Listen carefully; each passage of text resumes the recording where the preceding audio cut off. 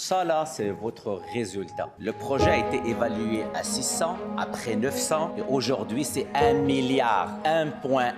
Les Québécois veulent savoir aujourd'hui qui était au courant au niveau de ce gouvernement et qui a donné le go au déploiement de Qatar. J'ai besoin de savoir là, qui savait quoi. Moi, je ne savais pas. On m'a menti. Non, mais c'est faux. J'ai eu la mauvaise information. Il y en a qui posent des questions. Est-ce qu'il y avait des indices? On nous a menti. 3 ministres concernés me disent qu'ils n'ont pas eu aucun indice. On m'a trompé. Je présume qu'un ministre responsable parlait avec son PDG. Et un ministre responsable savait ce qui se passait à l'intérieur de la société d'État. C'est ça pour moi la responsabilité ministérielle. Sinon, aujourd'hui, il n'y a personne de responsable. Et c'est les Québécois qui payent les frais avec des pertes de 1,1 milliard de dollars. Ni le MCE, ni les ministres, selon ce qu'ils me disent, n'étaient au courant. Tous ces documents-là, M. Karl Malenfant venait chaque mois présenter l'état d'avancement et il parlait des indicateurs. Ces documents-là qu'ils nous montrent, je ne les ai jamais vus. Ça fait une semaine que le leader de l'opposition officielle se promène avec des documents caviardés, puis il nous dit pourquoi vous n'avez pas de décaviarder. Là, ce qu'on apprend dans un article du Devoir ce matin, c'est que François Bonnardel a été, selon l'article,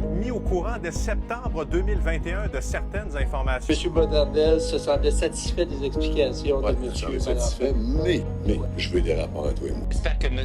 Bonnardel va déposer les rapports qu'il a reçus mensuellement, parce qu'il y a une chose, recevoir les rapports. Qu'est-ce qu'il a fait avec les rapports? Puis oui, ça commence à sortir. Puis oui, c'est grâce au travail du député Moncel Déragi qui lui avait dit déjà qu'il y avait ces procès-verbaux. Je vous confirme que c'est une rencontre que j'ai eue avec M. Ouellet et Mme Beaulieu. C'est sûr que j'ai parlé de 222 millions. C'est sûr que j'ai parlé des scénarios. Il faudrait lui demander à lui, mais en tout cas, il ne me l'a pas dit. La pression, elle est sur M.